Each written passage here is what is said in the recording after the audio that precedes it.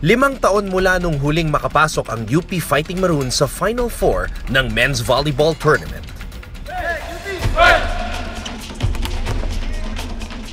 Kinapos man ang kupunan na umusbong sa finals, ito ang nagsisilbing motibasyon ng kupunan sa pamumuno ni Coach Rod Palmero. First, dun muna ulit kami sa Final Four. Tsaka kami mag-step ulit dun sa baka makuha namin sa umabot kami hanggang finals. Pero we're trying muna dun sa unang muna na makapasok ulit muna kami sa semifinals. Asahan nila na magbibigay ng magandang laro ang mga players natin kasi yan naman minomotivate sa kanila lagi na kahit anong mangyari, manalo matalo, andun pa rin kami. Always will trying to win. Sasandala ni Coach Rod ang kanilang panibagong team captain na si Wendell Miguel.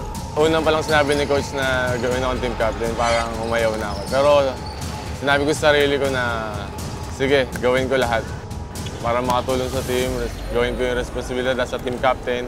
Para sa akin, parang ako na yung huling bababa or huling sisimangot sa team.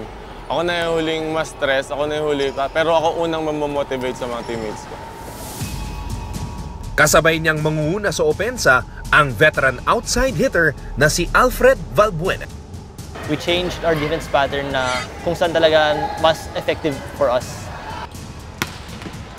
Na talagang makakagalaw kami as a team na buo and fluid kaming makaka-defense ng maayos. Ngayong goal, syempre, higher than the Final Four na. Kahit podium finish na talaga kailangan namin ngayon. Doon kami naghahanda at syempre, for my last year, gusto kong may mabigay sa UP na rin. At ang mga susi nila sa depensa ngayong taon, ang libero tandem na sina Miguel Nasol at Wilhelm Luna. Yung team kasi ginawa namin motivation yung Final Four namin last season. Ginawa namin siyang motivation. Sabi nga, diba, nandun na kami pero hindi namin nagawa. So, mas gagawin pa namin yung best namin para mas maganda pa yung maging record namin this season. As a defensive specialist, kailangan ko talagang i-guard yung floor defense. And once na naangat yung bola kasi maraming pwedeng mangyari. So, as long as the ball keeps on flying, maraming pwedeng mangyari. And that's yung kailangan kong gawin for the team.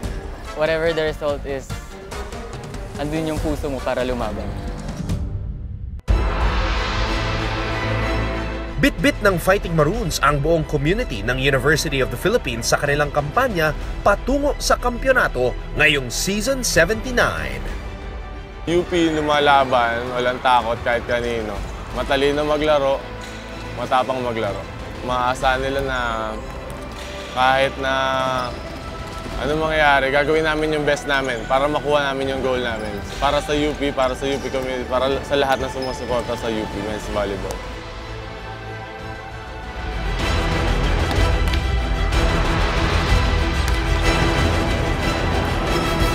UP Fight!